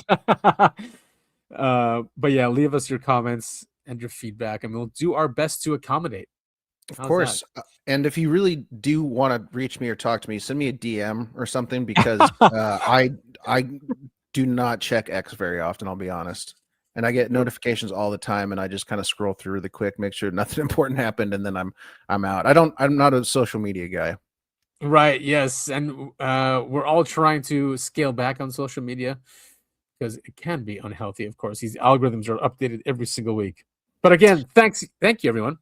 Yeah, actually, I do want to have a quick gripe about the algorithm. I watched a lot of shorts on YouTube, and I keep getting ads for, one, thicker hair, which anyone who knows me knows that is not an issue for me. Two, tinnitus, which I mean, everyone's got a little bit of tinnitus, right? But it's not bad. Yeah. Right. And then three, I keep getting ads for stuff like bras, and it's like, I mean, bras. come on, I'm a little overweight, but like, that's just mean. Those are some really strange ones. Yeah, I don't know. I must have screwed up the algorithm somehow. I'm not quite sure. That's hilarious. All right, cool. Thank you all so much for listening, and we will see you all next week.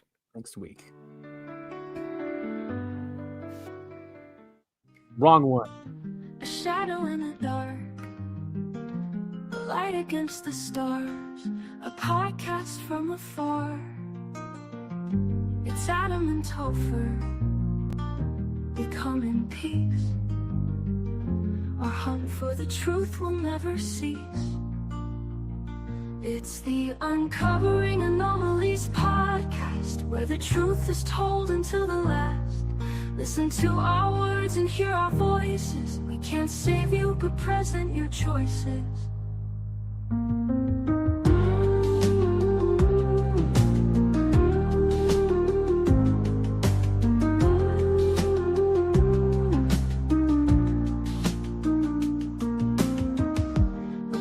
In the static, a shadow in the dark, a light against the stars, a podcast from afar. It's Adam and Topher. We come in peace. Our hunt for the truth will never cease. It's the Uncovering Anomalies podcast, where the truth is told until the last. Listen to our words and hear our voices. We can't save you, but present your choices. We can't save you, but present your choices. We can't save your choices. We can't save you, present your choices. Present your choices. We can't save you.